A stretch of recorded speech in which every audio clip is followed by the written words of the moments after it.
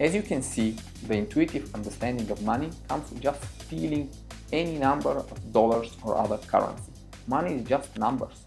If you have such intuition, the intuition about quantities, you just feel a business, for example, like we work, it's not sustainable.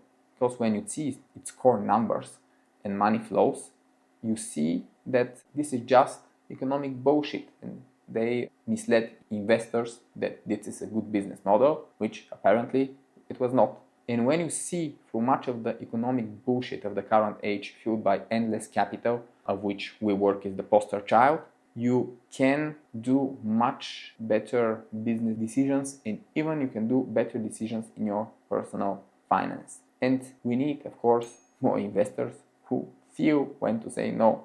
Okay, got the money idea?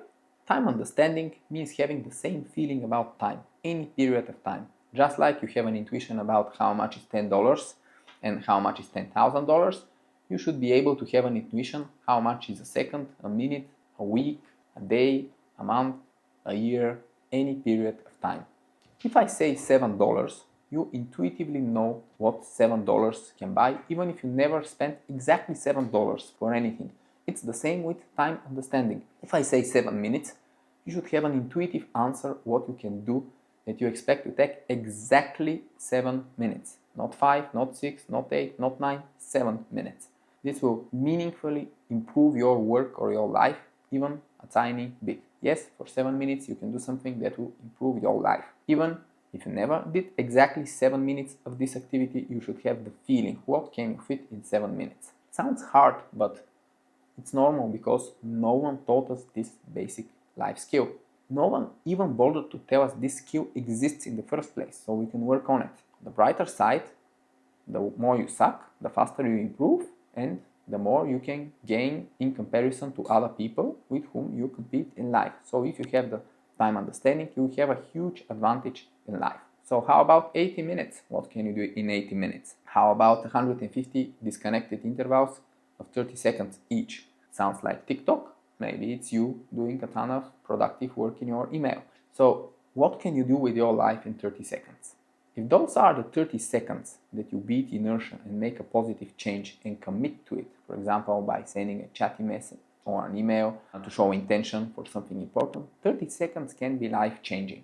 By now you probably see that your time intuition does not really exist or is very vague. Here is an example with a large time period. If you go to university, as you know, I'm not a fan of universities, for 4 or more years, which is a gigantic period of time in terms of potential personal growth that you can achieve at this time. In most majors, you sacrifice real-life experience to attend the game-like simulation with simulated challenges. 4 years loss of real-life experience is just a crazy sacrifice. Of course, this is not valid for what I call hero majors, like medical school, where you learn tons of complicated stuff so then you can save lives, but definitely valid if you study IT or most humanities. So this is usually a bad time investment compared to, say, entrepreneurship. I've talked to some people directly about their time intuition and observed their time-related behavior of them and of many others. And only among entrepreneurs and freelancers have I ever found people with developed time intuition. This is a strong indication that having a 9-to-5 day job, normal work week, is very detrimental to feeling time. Having your work under rhythm just makes this skill seem unimportant to your brain. On the other hand, if you manage your time and turn it into money in real time with no support structure, you gradually start to feel it from all of this experience. Another example of how people are clueless about time is that they have lost sense how smartphones and especially scrolling social media like TikTok, how they fragment our timeline. It may come as a surprise to some of you, but when we evolved, there was no TikTok. Spending an hour watching 120 videos, about 30 seconds each, has no evolutionary parallel, like zero. Not only because of the constant dopamine releases, but also because of the time structure you're creating. The brain is very adaptive, but the idea of adaptation is to stick at least for a while to the new thing. It's not easy to roll back your attention span to normal after making a total switch every 30 seconds for an hour. 120 switches. If you then try to maintain a face-to-face conversation or to do focused deep work or any real good flow, the brain is still searching for its 30-second break, which will result in destructive habits like constantly looking at your phone. Scrolling Facebook or Instagram is not much better as the bits of information are very fragmented.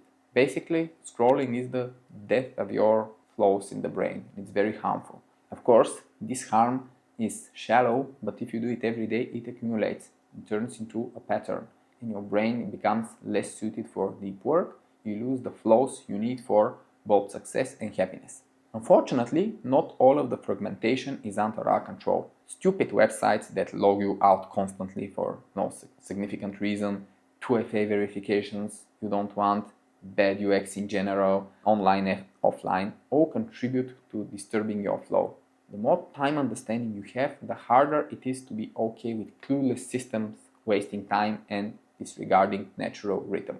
We deserve a smoother experience and we should fight for it when possible. And you will feel better if you manage to do it.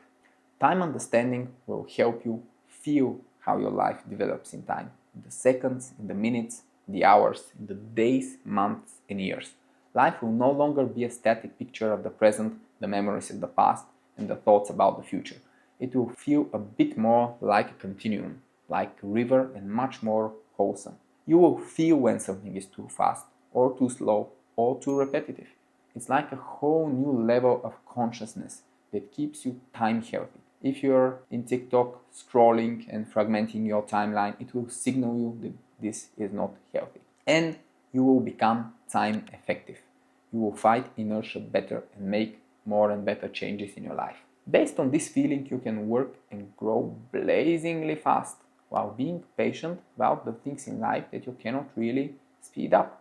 For example, you cannot speed up love. Some things just don't react well to pressure. So it's better to be patient about some stuff and to be very aggressive, very hunter mode about others, mostly related to work.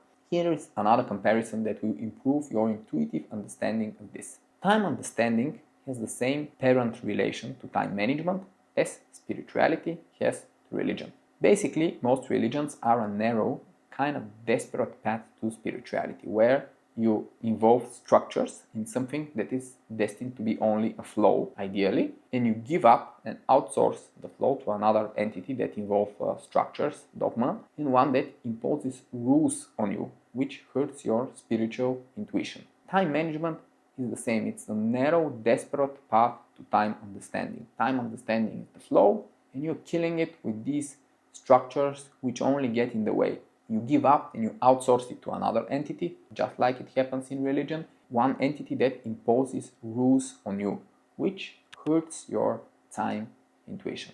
And if the other entity is your logical self rather than an external force, it's not better. It's even worse, because your logical brain, your boxy brain, does not trust your intuitive brain, your flow brain. They cannot work together on any mission until you have achieved quite high level of self-awareness. So the moment you start relying on rules, your intuition temporarily goes to sleep, because the two halves of the brain are in constant struggle for dominance. A much better approach to spirituality is to seek your personal blend of faith and wisdom, the one that feels right, and build concepts rather than rules, have directions, and constantly learn and adapt. Similarly, a much better approach to time understanding is to seek your personal intuitive blend of time management, the one that feels right, and build concepts like principles about how to spend your time rather than rules and specific times that you do specific things. Constantly learn and adapt.